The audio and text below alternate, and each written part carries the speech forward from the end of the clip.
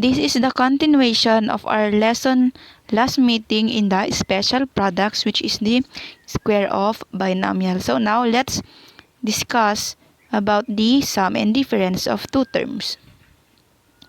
So first, let's multiply binomials using FOIL method. So we have here 4 examples. So let's have the first one, which is the 3n plus 7 times 2, 3n minus 7. So using the FOIL method, we will get 9n squared minus 21n plus 21n minus 49. So we got 9n squared in the first term, which is 3n multiplied to 3n will give us 9n squared. The next, let's have the outer term, which is 3n multiplied to negative 7, and it will give us negative 21n.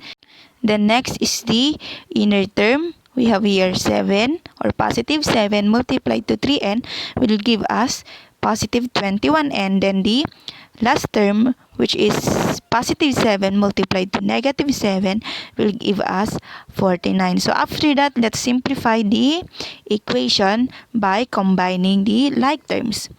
So we got 9n squared minus 49 because negative 21n plus 21n will give us 0, or just simply cancel it, and the final answer will be 9n squared minus 49. Now let's have the another one. So we have here 2x minus 5 times 2x plus 5. So we will again use the FOIL method. So it will become 2x squared plus 10x minus 10x minus 25. So the first term is 2x times 2x, and it will give us 4x squared. Next, let's have the outer term, which is 2x times positive 5, and it will give us positive 10x. Then we'll have the inner term, negative 5 times 2x will give us negative 10x. Then the last term, negative 5 times positive 5 will give us negative 25. So now let's simplify the equation by combining again the like terms. So it will give us the final answer as 4x squared minus 25, because positive 10x minus 10x will give us 0, or simply cancel it. Now let's have the third example. So we have here 8 plus a times 8 minus a. So we will get 64 minus 8a plus 8a minus a squared. So again, the FOIL method is being used here.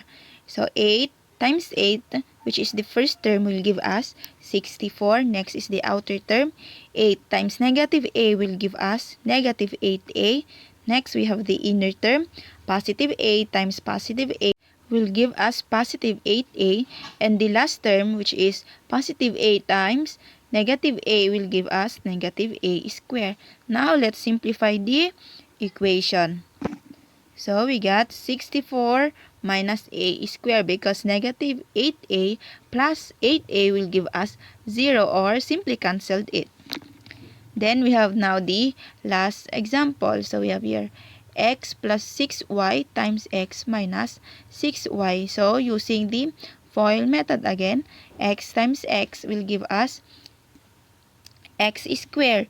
Then the outer term, x times negative 6y will give us negative 6xy. Then the inner terms, which is 6y times positive x, will give us positive 6xy. Then the last term, positive 6y times negative 6y, will give us negative 36y squared. Now let's simplify again the equation by combining like terms. So the equation will become x squared minus 36y squared, because negative 6xy plus positive 6xy will give us 0, or just simply cancel it. What did you observe on the examples? Okay, so we can conclude that the result is the square of the first term minus the square of the second term. because we conclude that the product in the sum and difference of two terms is to just square the first term minus the square of the second term. So we can conclude that the product of A plus B and A minus B is the square of A minus square of B. So just like this. So by using the FOIL, we got A square minus AB plus AB minus B square. Then just cancel it. Then we got the final answer as A square minus B square. So let's use the conclusion earlier. 3x plus 8y times 3x minus 8y.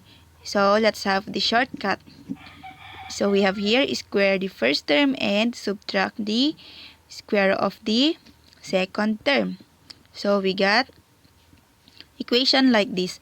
So we have here 3x square minus 8y square. So 3x square will give us 9x square. And 8y square will give us 64y square. So the final answer now will be 9x square minus 64y square. Now, let's try these equations. So we have here x plus 7 times x minus 7. So by just squaring the first term, we will get x square. Then just put the minus sign. Now, square the second term, which is 7. It will give us 49. So the answer will be x square minus 49. How about in the second equation? So we have here 40 plus 1 multiplied to 40 minus 1. So we will now use the conclusion earlier. So we will square the first term, which give us 16t square. Then just put the minus sign and square the second term. So 1 square will give us also 1. So the final answer now will be 16t square minus 1. Now let's proceed to the third equation. So we have here 9x minus 5y multiplied to 9x plus 5y. So now let's square the first term. So 9x squared will give us 81x squared. Then put the minus sign. Then square the second term, which is 5y. And it will give us 25y squared. So the final answer will be 81x squared minus 25y squared. Now let's have the last one, which is negative 3x plus 5 multiplied to negative 3x minus 5. So by squaring the first term, we will get positive 9x squared. Then put the minus sign. Now square the second term, which is 5. So it will give us 25. So the final answer will be 9x squared minus 25.